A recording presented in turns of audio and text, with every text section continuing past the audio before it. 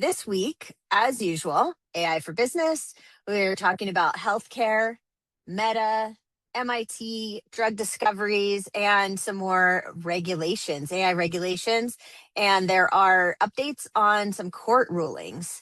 Um, so, first of all, hospitals are pressure testing AI and they're using it for the regular operational, not fun things, but that really help customers out. So, claim submissions, insurance claim submissions, and resubmissions, they're using AI for. And as somebody who has dealt with insurance rejecting claims, and I know somebody else on this Zoom has too, it would be amazing if every hospital or provider was able to automatically do that using AI to help, because insurance really, at least in the United States, loves to reject claims. In Canada, we have the issue with dental because it's not done through the government, it's private pay, and they want to reject all the dental work you want to have done or need to have done. So hopefully that will help whoever's lucky enough to go to a hospital that is working with AI. It's helping with documentation. Also, in the documentation, when patients go in, as long as they consent, they're using AI to help with charting. They're doing that in a lot of vet offices too. The one that my daughter works out uses AI for charting for their furry patients. And so take note of what healthcare is doing, because you can do that too. And it's about taking that administrative friction or the bottlenecks that drain your team's energy and figuring out how to automate them more, use AI more, and wear the team out less. We talk about it every week in our meetings, every Wednesday, actually. We're talking about the projects, things that we're trying to automate, because we want to keep improving too. And AI has new capabilities almost every week, but we see leaps, occasionally, and that will really help us out. MIT Nano has a new AI drug discovery project that they're working on, that is taking steps towards faster drug discovery and more targeted therapies. If you read more about the MIT drug discovery technology, it's so cool. It can help to find solutions for really challenging diseases or identify which drugs are going to work best for cancer treatment. There are a lot of things that they're doing, so we like to keep an eye on it. MIT Labs, they have so many interesting projects happening, and they have been able to create drugs within a week, custom drugs within a week of identifying what is effective in destroying the disease or virus or bacteria that somebody is dealing with. And, when we think about this out in the future, that might be something that is available to us at home. We do our little blood test, AI runs a model and spits out, oh, here's a little solution for you. Maybe we have to take it to the drugstore, get a doctor's approval. But I think that the potential to help humankind in this area is huge. And we're not all in life sciences, but we are all the recipients of care at some time in our life. So it's definitely something to keep an eye on and see what your local hospitals are up to if you need that. And then Meta made a big purchase. They bought Manus, which is an AI agent platform, and they bought it for over $2 billion. And so it's a clear signal that agents are a big deal, and agents will be a big deal. And this is AI that can execute tasks for you. We've talked about agents for a while now. They can be things as small as a custom GPT that you do.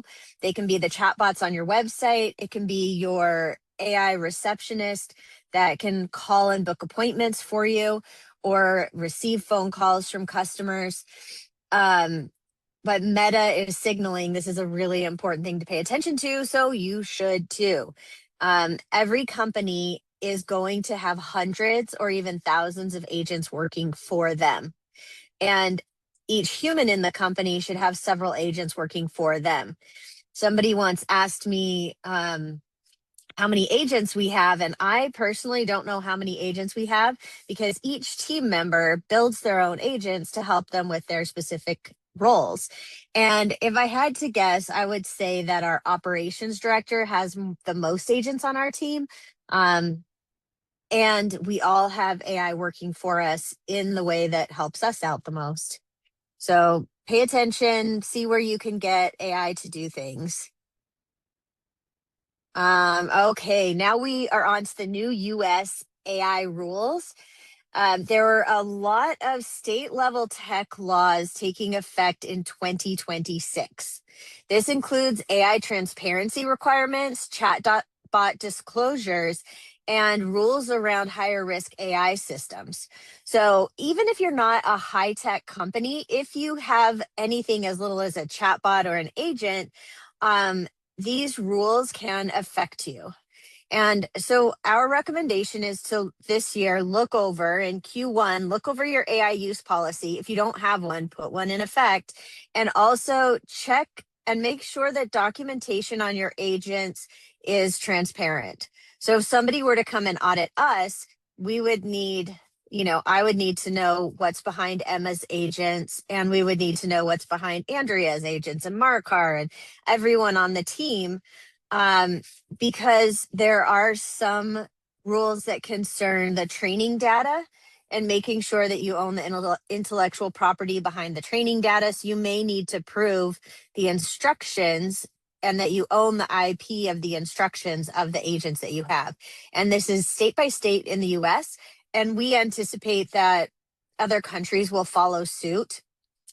Um, this is an area that is changing quickly, but just make sure that if you were to be audited, just like with taxes, you know where to find the information, even if you don't have it all laid out.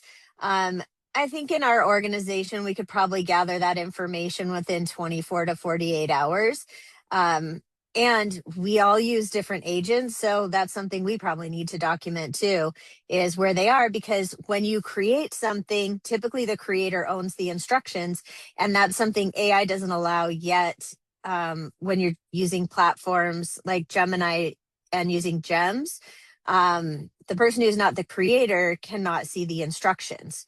So if we were to be audited and Andrea has an agent going on and I don't have access to the instructions, then she's going to need to get that.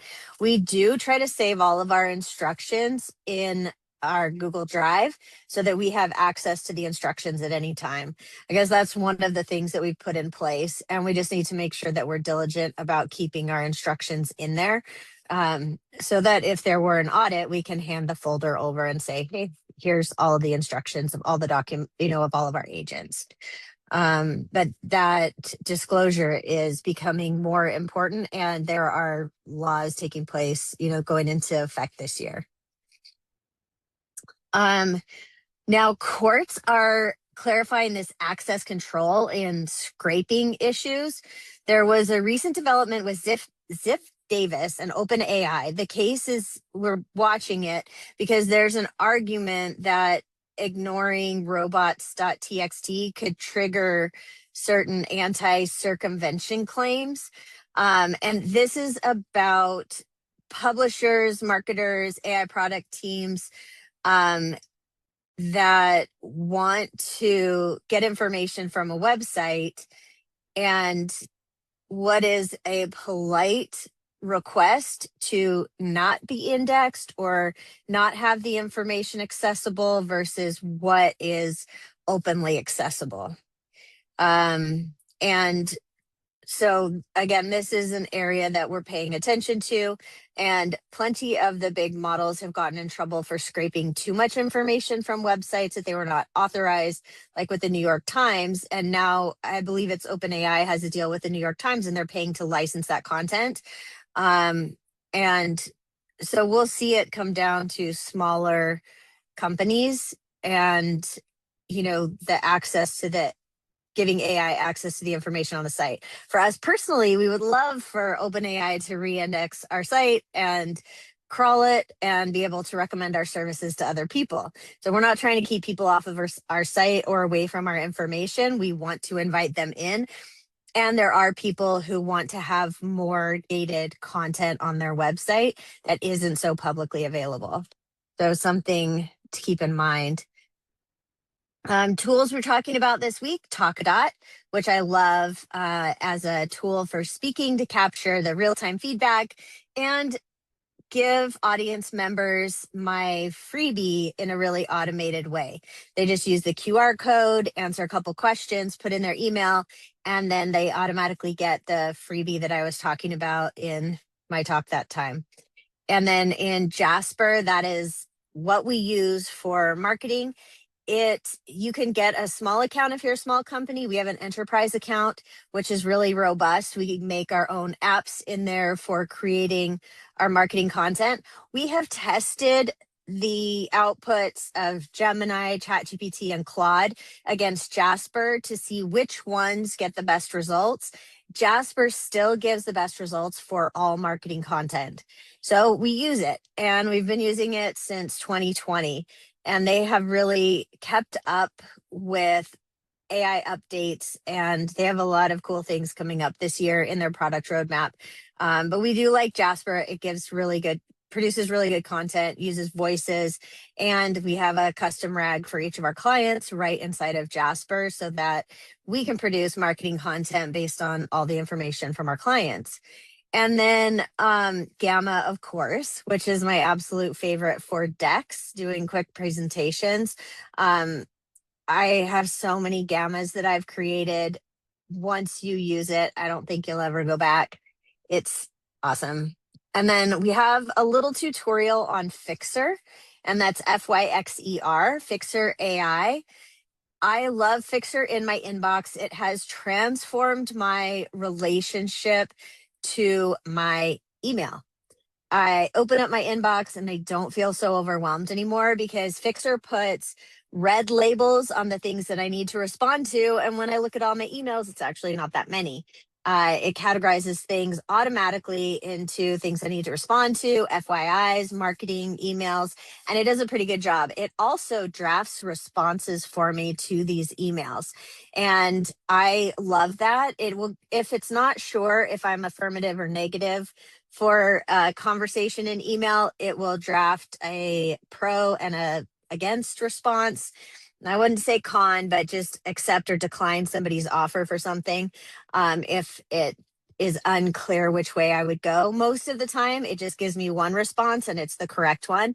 I might edit a couple things and then I can send it off. It saves a ton of time in organizing emails and responding to emails, and it's integrated into my calendar. So it will give time suggestions for meetings when people are requesting them. And it even gives a scheduling link.